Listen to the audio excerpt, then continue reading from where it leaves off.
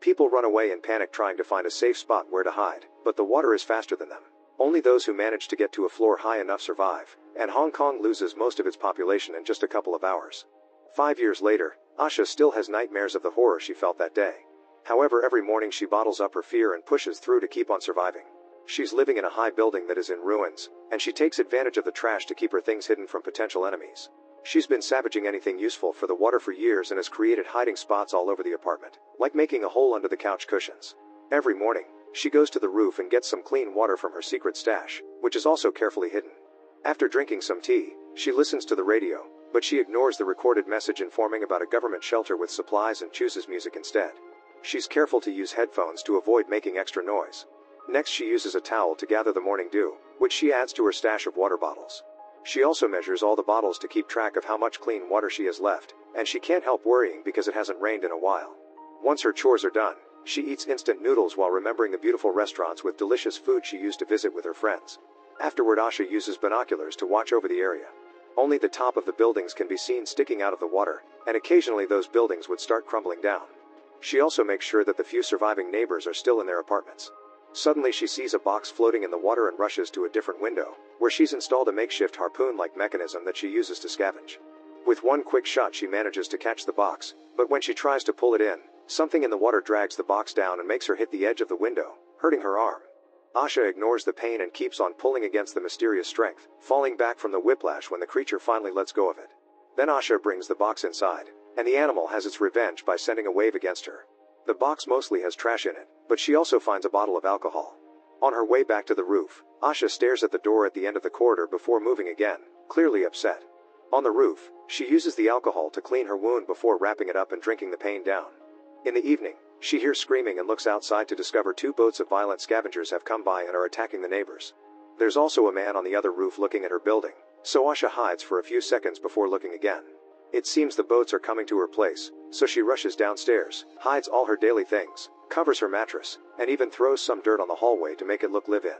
Then she hides behind a fake wall in a closet, making sure to keep silent as the scavengers get into the room and begin looking around for food, even checking the closet. Thankfully they don't find anything, but Asha gets startled when she hears a shot. A boy just shot his gun because he thought something moving, but it was a mistake. After the group is gone, Asha cries in relief and tries to calm herself down with a nice memory.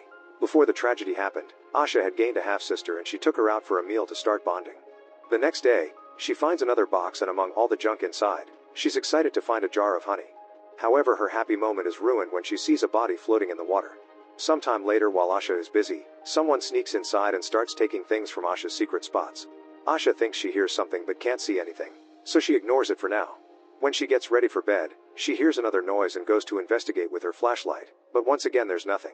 Next she washes her face and leaves the soap out on purpose to finally catch the intruder, who turns out to be a little girl.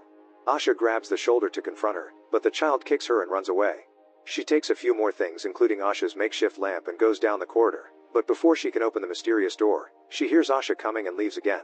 That night, Asha dreams of the time she went shopping for clothes for her sister's birthday, and how she told her best friend that she was eager to leave her parents' house. When she wakes up, she notices part of her food stash is missing, so Asha begins following the empty wrappers on the floor and finds the girl sleeping with the lantern. She doesn't have the heart to wake her up, so she goes to do some cooking instead. When the girl finally awakens, she goes around looking for more hidden compartments. Inside a fake outlet, she finds an envelope with pictures of Asha and her sister, only to be caught red-handed. The child runs away and Asha hurries to put the pictures back in their place, not noticing she accidentally dropped one. Afterward she makes a second portion of noodles and brings it to the child while remembering the night of her sister's birthday dinner. Their parents gifted her the family's necklace, which made Asha angry because as the first child, she was supposed to get it. An argument ensued and Asha ended up leaving. Back to the present, it's shown that Asha is wearing that necklace now. The girl ignores the food offer, so Asha leaves it next to her and leaves. The child eats it all and moments later, she notices Asha left a mattress for her too. She doesn't use it, but the next morning, she gives Asha back all the things she stole. For lunch, Asha makes 2 portions of noodles again and leaves one for the girl to then go eat on the roof. However, the child soon joins her and copies everything she does, causing them to laugh and bond. It makes Asha remember the happiness of her old life again. In the evening, the girl finally accepts to take the other mattress and sleeps next to Asha. Soon she starts crying and tries to hide it, but Asha tells her it's okay to cry and be scared. The girl misses her family but thinks she'll see her mom soon because she's building a boat to find it. She also mentions her name is Hei Hei. After another night full of nightmares, Asha takes Hei Hei with her to the roof to go through the routine.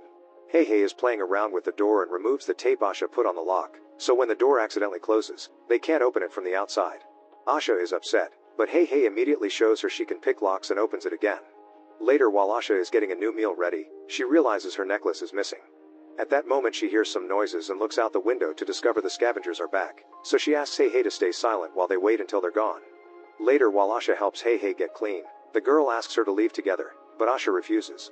She says this is her home and that there's nothing out there anyway. Then Asha asks Hei Hei if she took her necklace, but Hei Hei says she didn't and runs to another apartment, offended by the accusation. In the evening, Asha has dinner alone and notices there's water missing, so she goes to investigate and discovers Hei Hei took it to wash. This triggers another memory of her hearing news of a typhoon coming to neighboring countries, and how she fought with her mother, who wanted her to get married and be a good wife. That night the nightmares get worse and Asha keeps seeing all the bodies in the water. When she wakes up, for a second she mistakes Hei Hei for her sister. Afterward, Asha teaches Hei Hei how to deal with the electricity in the building, but Hei Hei interrupts to ask about the door at the end of the corridor. Asha asks her to ignore it because that room stinks and if they open it, the smell will spread everywhere. Another memory shows Asha watching the news, which was reporting the complete destruction of Singapore by the floods. Her mother turned off the TV and told her about the next family meeting, but Asha couldn't go. Another argument ensued and Asha told her family they made her feel like a prisoner before leaving the apartment. Back to the present, Hei Hei is using the radio and hears the message about the shelter, so she rushes to Asha to ask to go there. Asha refuses, explaining it's dangerous to go out. An argument ensues, so Hei Hei calls Asha angry and bitter and leaves the room. Following her into the other room, Asha discovers Hei Hei is building a raft with trash. She's also got a flare gun. Asha immediately takes it from her and makes a confession. Some time ago, she tried to leave, and the situation out there was so horrible that she had to come back. After they reconcile, Asha remembers how her sister followed her out of the apartment after the fight with her parents, asking her not to go. Asha explained it was time for her to move out, but she promised they would still hang out. The next morning it's finally raining, so Asha and Hei Hei rush to the roof to gather lots of water and put it away properly. While they're working, Hei Hei notices that Asha's necklace had simply fallen. Then Asha discovers the photo that got left behind and she's overwhelmed with memories, so Hei Hei comforts her and reminds her they have each other. When Asha goes to bed, she's surprised to find something under her pillow. It's her necklace, which fell because the clasp is broken. Feeling bad about how she treated Hei Hei, the next morning Asha begins working non-stop until she manages to build a raft. Hei Hei gets super excited, and Asha remembers the night of the argument again. Her sister was trying to tell her she left the necklace in Asha's jacket when suddenly people in the street started to run in panic because there was a huge tsunami behind them that hit the streets in seconds. Back in the present, Asha decides to gift Hei Hei her necklace. Sometime later, the duo gathers supplies to get the raft ready to leave. Hei Hei is listening to the radio and the headphones accidentally disconnect, causing the music to loudly echo in the room. Asha rushes to turn it off, but soon they hear the voices of the scavengers outside. Panicking, the duo rushes to hide all their personal objects as fast as possible. Then Asha pushes Hei Hei into the hole behind the fake closet wall. There isn't enough room for both of them there, so Asha will be hiding in the stinky room. Soon the scavengers enter through the window, but Asha hides just in time in the stinky room, where she finds her old family pictures because this is her old apartment.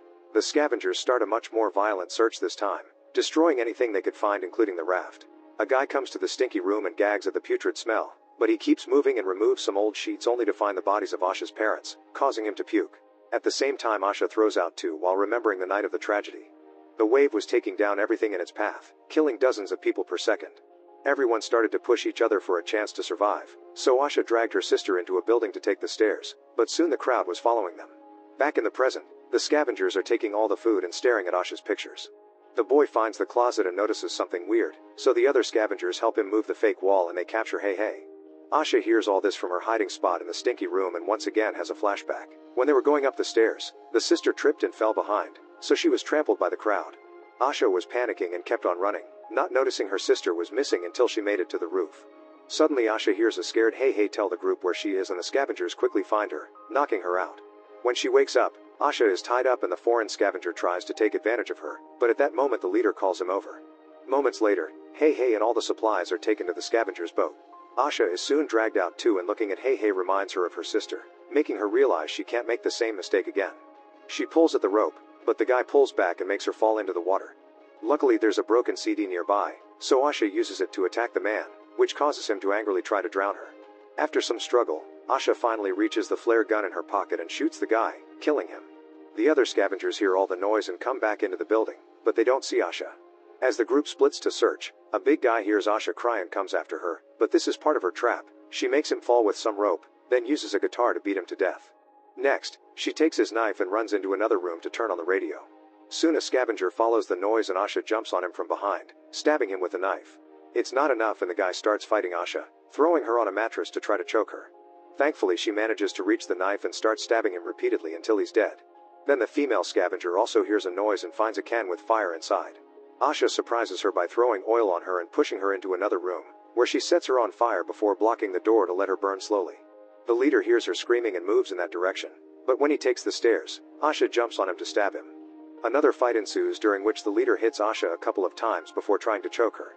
Asha continues to struggle and reaches up to grab the light tube, causing darkness to take over as she beats the guy to death with it.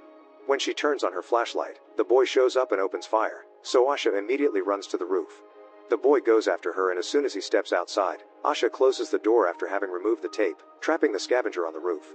The boy starts begging for help with an innocent voice and Asha considers taking pity on him, but soon he starts shooting at the door so Asha leaves. There's only one scavenger left on the boat, watching over Hei Hei. Asha goes to the window and uses her harpoon-like device, but she misses the shot and it falls in the water. When the guy moves to check on the noise, Hei Hei uses the chance to push him off the boat, but the man grabs her and makes her fall too. A desperate Asha jumps into the water to save her while the man resurfaces nearby, only to be eaten by the sea creature. After a few seconds of silence, the duo resurfaces too, all safe and sound. They swim to the boat and finally get going, knowing that all the supplies the scavengers stole will keep them going until they find the shelter.